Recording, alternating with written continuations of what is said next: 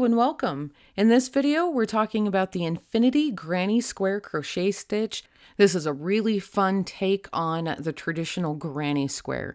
We're going to jump right in here with round one. You can either do a chain 3 and a slip stitch to start, or you can start with a magic ring, which is what I prefer. Typically, you would chain 3 and that would count as your first stitch. However, I prefer to do an extended single crochet to start with. So I'm going to insert my hook, yarn over, pull up a loop, yarn over, pull through 1 loop, yarn over, pull through 2. This counts as my first double crochet. I need 2 more, so I'm going to yarn over, insert my hook, yarn over, pull up a loop, yarn over, pull through 2, and yarn over and pull through 2. That's my second double crochet. You can see where that extended single crochet isn't as tall as the double crochet, and that's okay. It'll be just fine.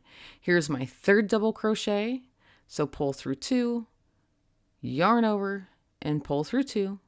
Now I'm going to chain 2. This is my first corner. Corners will always have a chain 2.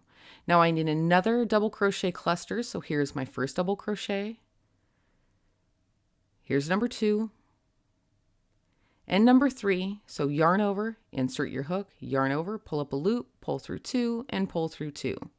And then I'm going to chain 2 again, and then I will repeat this twice more. So I have 4 granny clusters and 4 chain 2 spaces.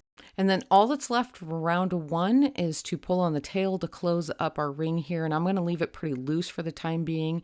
And then I'm going to slip stitch into the top of that extended single crochet. I feel like this works a little bit easier than having a chain 3 to slip stitch into, which is why I always do this, but you do whatever works best for you. And now that I've got that slip stitch in there, I'm going to tighten up the center of my ring here. And this is typically how I do it. Just give it a little tug and then call it good. Now we're ready to move on to round number 2. Okay, so with my work facing forward, I'm going to turn it, and then I'm going to insert my hook and immediately work into that first chain 2 space with another extended single crochet. So insert your hook, yarn over, pull up a loop, yarn over, pull through 1 loop, and yarn over and pull through 2 loops.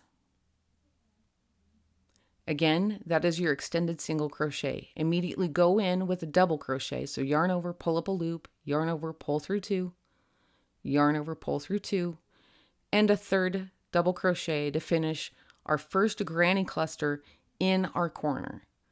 Now we need to chain 2,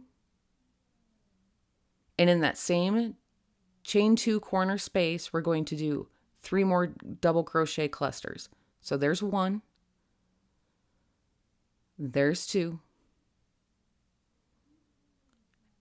and there's 3. That's our first corner for round 2.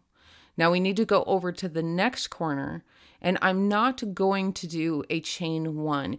You can, it will use a little bit more yarn, and I never count for that in my patterns. So I always skip it, and it also makes for a little bit tighter granny square.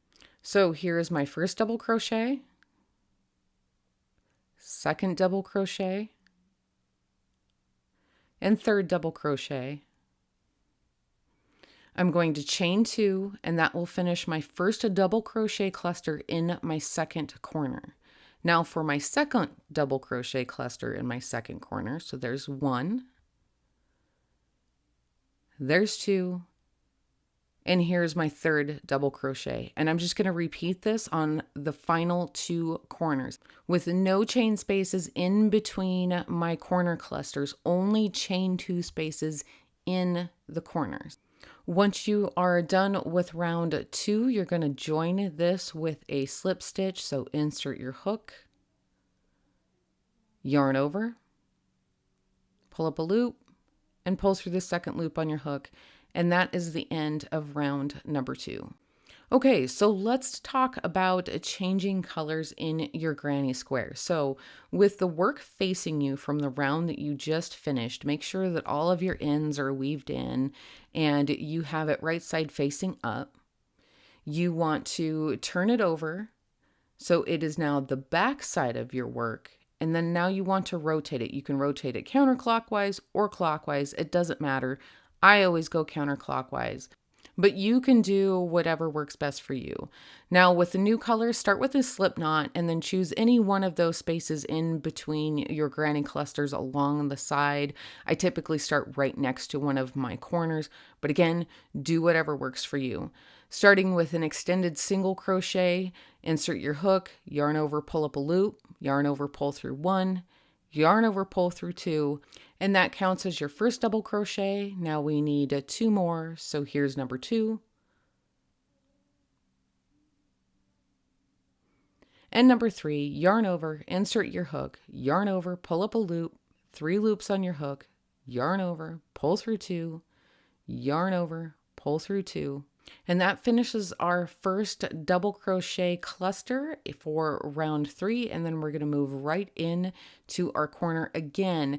The only time we chain between our clusters is going to be in the corners. So on your sides, there are no chain spaces. In the corners, there's always going to be a chain 2 between those 2 sets of double crochet clusters that you put in there to make those corners. Okay, and then you're just going to continue to do this until you are at the end of the round. Now, each one of these rounds is going to grow 1 cluster per side, but a total of 4 clusters per round. So when you're counting them, each round is going to have 4 more clusters. And you're just going to continue doing this until you get your project to the size that you want it, and that's it. If you missed anything, feel free to go back and rewatch it at any time. I will have links down in the description below for written instructions on the Ruby Grace blog, as well as links to patterns for the Infinity Granny. Thanks so much for stopping by. Love your face.